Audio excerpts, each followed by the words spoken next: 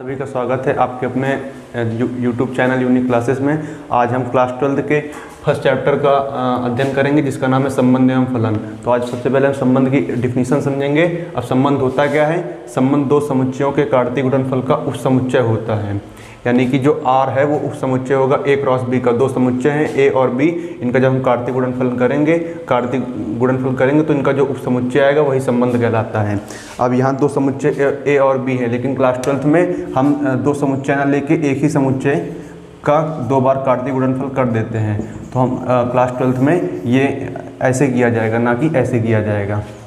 तो अब हम आते हैं संबंधों के प्रकार पर। संबंध का सबसे पहला प्रकार है रिक्त संबंध। अब रिक्त संबंध होता है कि जब पहले समुच्चय के किसी भी अवयव का संबंध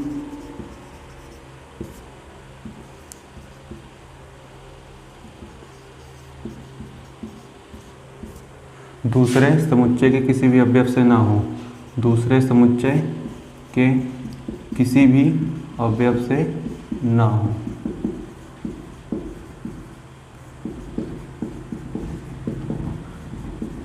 तो ऐसा संबंध रिक्त संबंध कहलाता है। यानी कि जैसे कि कोई दो समुच्चय हैं, मान लीजिए एक कोई समुच्चय है जिसके अंदर अवयव दिए हैं 1 2 3। तो इनका अगर हम कार्तीय गुणनफल करेंगे तो 1 2 3, हमने इस प्रकार दो समुच्चय बना लिए।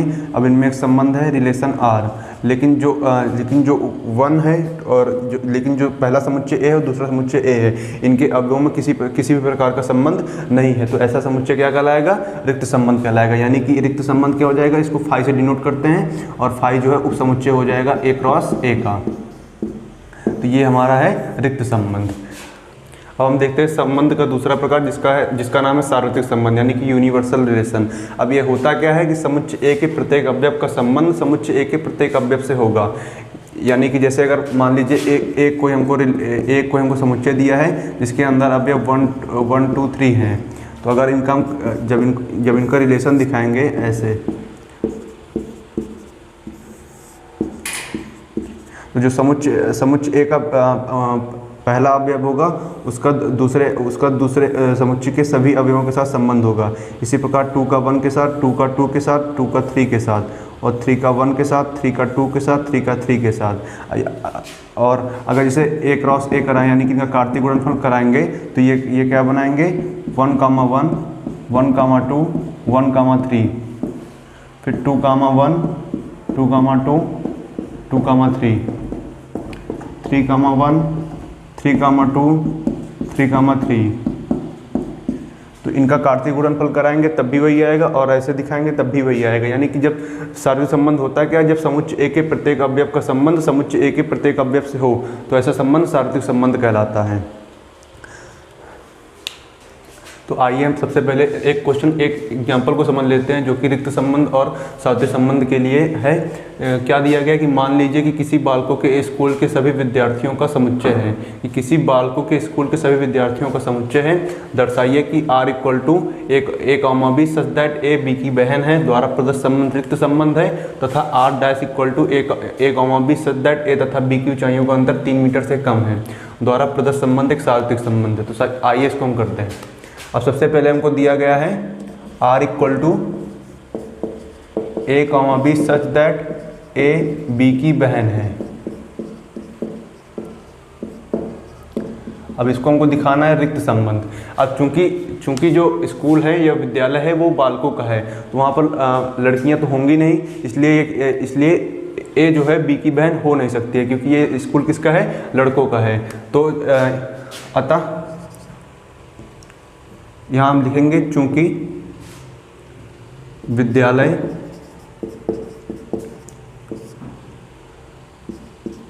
बालकों का है,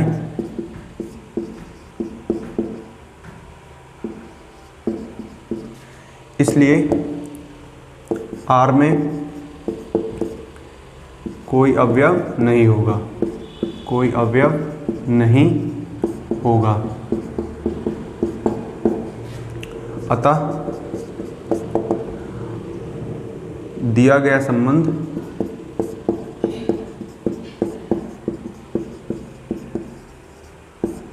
एक रिक्त संबंध है।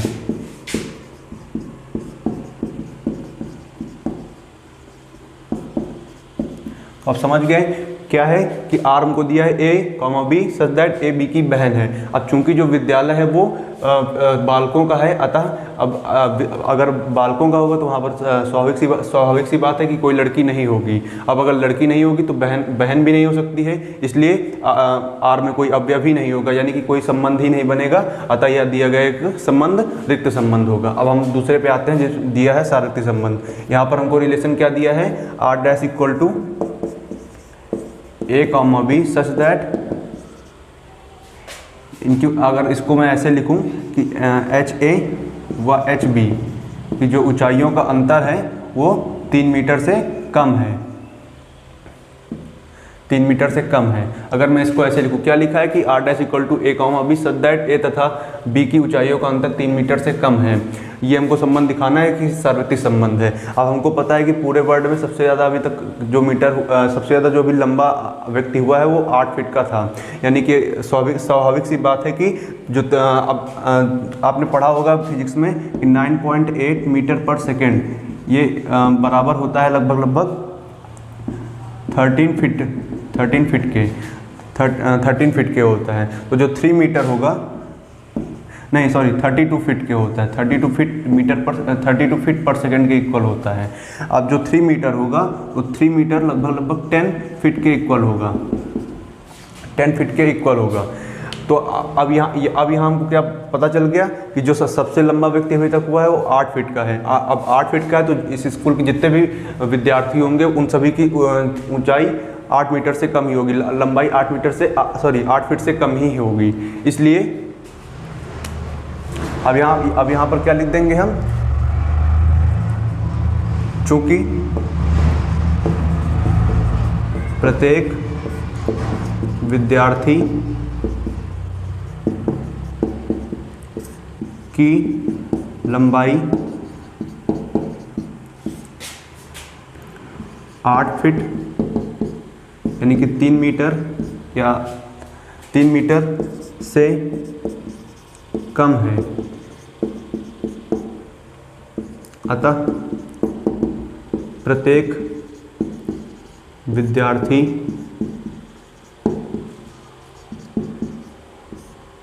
एक दूसरे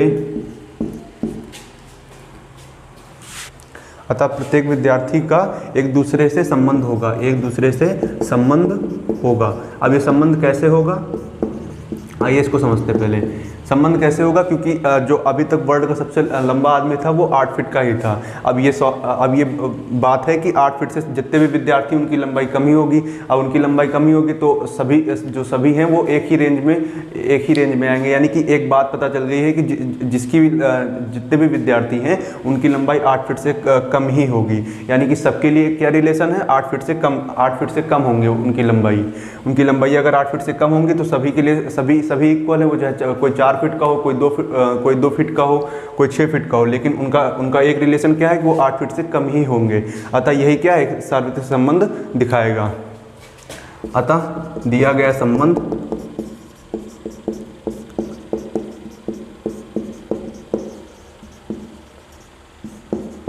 सार्वत्रिक संबंध है।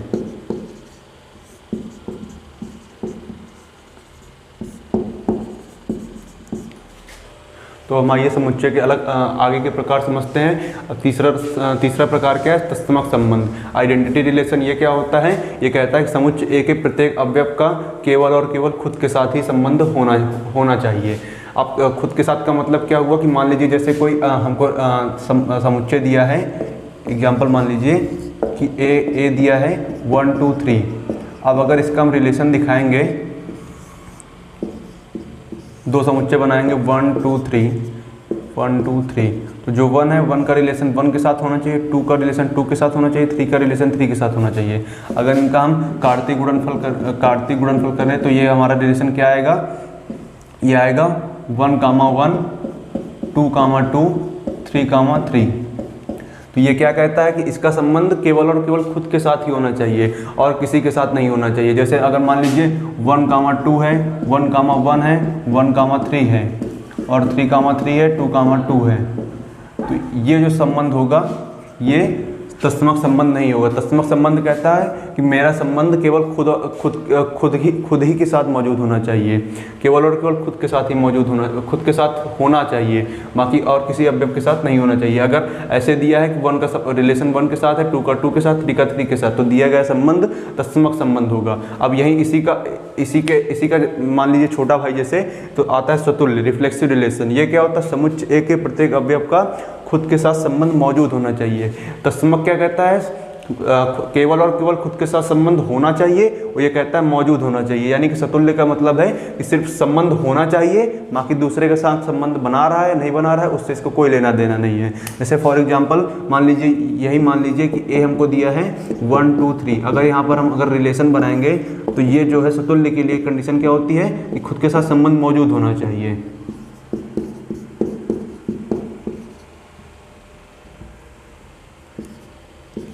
3, 3, 1, 2, 2, 3, 3, 1। तो ये क्या कहता है? खुद के साथ संबंध मौजूद होना चाहिए। तो अगर आप यहाँ पर देखेंगे तो 1, 1, 2, 2, 3, 3 तो खुद के साथ संबंध मौजूद है। अब और अगर 1, 2, 2, 3, 3, 1 दिए हैं तो इससे इसको कोई लेना देना नहीं है। सिर्फ इसका मतलब यही है कि खुद के साथ संबंध मौजूद होना चाहिए, बाकी किसी के साथ संबंध हो या ना हो तो इससे इसको कोई लेना देना नहीं है। तो और तत्समक क्या कहता है कि खुद ही के साथ संबंध मौजूद होना चाहिए, बाकी और किसी के साथ नहीं होना चाहिए। अगर किसी और के साथ हो रहा है तो तत्समक संबंध ना होकर सतुल्य संबंध हो जाएगा। तो अब यहाँ पर आप समझ गए होंगे स्वतुल्य क्या होता है, तत्समक क्या होता है। तत्समक क्या कहेगा? समुच्चय के प्रत्येक अवयव का केवल और केवल खुद के साथ ही संबंध मौजूद होना चाहिए। और सतुल्य क्या कहेगा? समुच्चय के प्रत्येक अवयव का खुद के साथ संबंध मौजूद होना चाहिए। तो आइए हम एक क्वेश्चन समझ लेते हैं कि लिखा है जांच कीजिए कि किसी समुच्चय 1, 2, 3 में R जो रिलेशन हमको दिया गया है द्वारा प्रदत्त संबंध तत्समक संबंध है या नहीं। तो देखिए समुच्चय हमको पहले क्या दिया है, मान लेते हैं समुच्चय A दिया गया है जो है 1, 2, 3। अब इसमें रिलेशन क्या दिया है? R दिया है 1, 1, 2, 2, 3, 3, 1, 3 एंड 3, 2। तो हमको ये बताना है कि ये दिया गया संबंध तत्समक संबंध है या नहीं। तो अब तत्समक संबंध होता क्या है? तत्समक संबंध कहता है कि मेरे अंदर जितने भी अवयव दिए गए हैं मेरा उन्हीं का रिलेशन सिर्फ उन्हीं के साथ होना चाहिए, यानी कि खुद का रिलेशन खुद के साथ होना चाहिए, बाकी किसी भी अवयव का नहीं होना चाहिए। तो 1, 1 दिया है, यानी कि 1 का रिलेशन खुद के साथ है, 2 का रिलेशन भी खुद के साथ है, 3 का रिलेशन भी खुद के साथ है। तो ये तो तत्समक की कंडीशन हो गई है। लेकिन अब यहाँ 1, 3 भी दिया गया है, 3, 2 भी दिया गया है। तो तत्समक कहता क्या है कि खुद का संबंध खुद के साथ होना चाहिए, बाकी और किसी अवयव का नहीं होना चाहिए। तो अब यहाँ पर लेकिन 1 का 3 के साथ भी हो गया, 3 का 2 के साथ भी हो गया। तो अतः यहाँ से हम कह सकते हैं कि दिया गया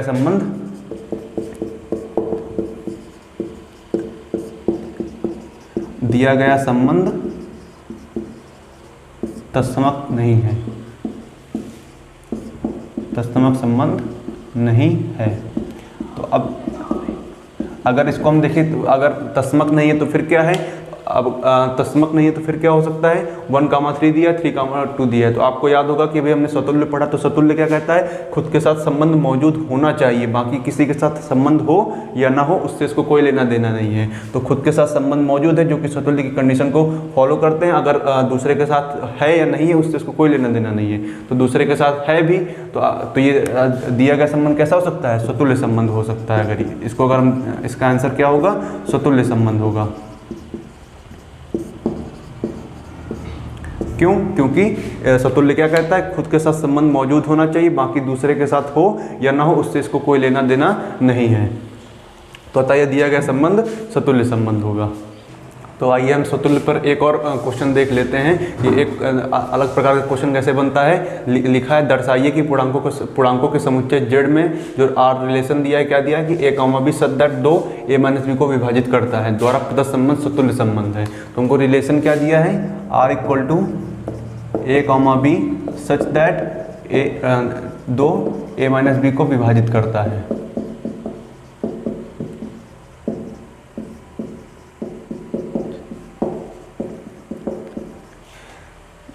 अब स्वतुल्य कहता क्या है कि इसका स्वतुल्य कहता क्या है कि मेरे अंदर जो भी अवयव होगा उसका संबंध खुद के साथ मौजूद होना चाहिए। तो यहाँ पर हम लेट कर लेते हैं कि जो एक कोई अवयव होगा एक कोई अवयव ए है जो जेड में बिलोंग कर रहा है, ए बिलोंग्स टू जेड, यानी कि स्वतुल्य की कंडीशन क्या होती है, A belongs to R for every A belongs to Z.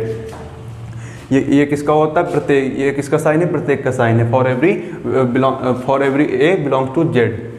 तो अगर हम देखें कि a माइनस ए अगर कर दें, अगर हम b की जगह पर a लेट कर लें तो a माइनस ए क्या होगा, 0 होगा। अब आपको पता है 0 एक ऐसी संख्या जो किसी भी संख्या से विभाज्य होती है और उसका आंसर हमेशा 0 आता है।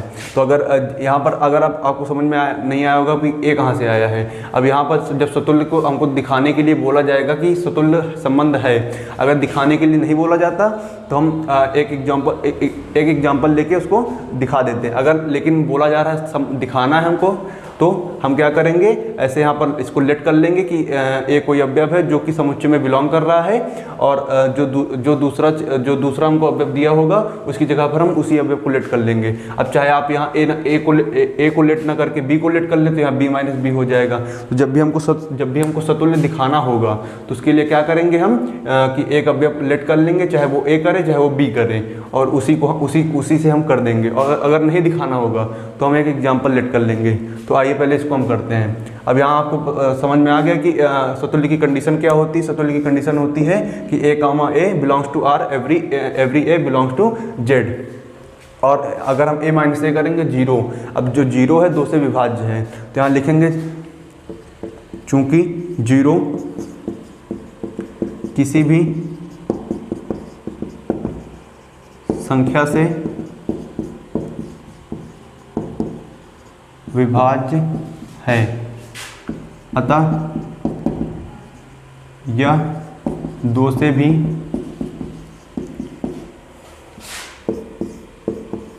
विभाज्य होगा। अब जब ये 2 से विभाज्य है तो यानी कि दिया गया संबंध क्या है, क्या लिखा है कि विभाजित करता है। विभाजित अगर कर दिया है तो ये दिया गया संबंध सतुल्य संबंध होगा। तो यहाँ से हम लिख देंगे दिया गया संबंध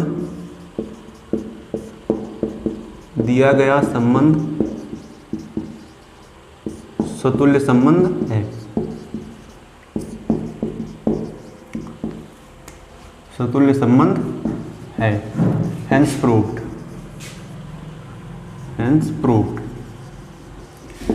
क्या बोला है कि दर्शाइए कि पूर्णांकों के समुच्चय जेड में आर, जो हमको रिलेशन दिया कि 2 जो है ए माइनस बी को विभाजित करता है। तो यहाँ हमने क्या किया कि एक कोई अवयव हमने मान लिया जो ए है वो जेड में बिलोंग कर रहा है, और सतुल्य के लिए कंडीशन क्या होती है कि खुद के साथ संबंध मौजूद होना चाहिए। तो हमने क्या कर दिया, ए का ए के साथ संबंध दिखा दिया जो कि ये दिया गया है। और जब ए का ए के साथ संबंध दिखा दिया गया तो हमने बी की जगह ए को ले लिया और ए माइनस ए हो जाएगा 0। अब 0 किसी भी संख्या से विभाज्य है। अब यहाँ ये जरूरी नहीं कि ए ही लिया जाए, अगर आपको बी लेना है तो यहाँ पर आप बी ले लेंगे, बी को लेट कर लेंगे जो कि जेड में बिलोंग करेगा। जैसे आप अगर समझें 4 को 2 से डिवाइड करेंगे तो कितना आएगा, प्लस का 2 आएगा, और अगर -4 को 2 से डिवाइड करेंगे तो माइनस का 2 आएगा। अब यहाँ ये जरूरी नहीं है कि प्लस माइनस। पूर्णांक होते क्या हैं, पूर्णांक माइनस की संख्या, 0 और प्लस की संख्या होते हैं। यानी कि पूर्णांकों का समुच्चय क्या होता है, माइनस इनफाइनाइट, 0 प्लस इनफाइनाइट, ये होते हैं पूर्णांक। यानी कि सभी माइनस की संख्या और सभी प्लस की संख्या और 0, ये इन्हीं को पूर्णांक कहते हैं। तो पूर्णांकों के लिए कोई जरूरी नहीं है कि प्लस होना चाहिए माइनस होना चाहिए। यहाँ प्लस माइनस के लिए बोला नहीं गया, तो सिर्फ खाली पूर्णांक बोलेंगे। पूर्णांक में प्लस माइनस और 0 सभी आएंगे। तो अगर यहाँ पर 0 आ रहा है तो 0 एक पूर्णांक है। अब अगर ये पूर्णांक है और 0 किसी भी संख्या से विभाज्य है तो ये 2 से भी विभाज्य होगी। अगर 2 से विभाज्य है तो यहाँ क्या बोला है, विभाजित करता है, ये इनको सिद्ध करना था। तो अतः दिया गया संबंध स्वतुल्य संबंध है।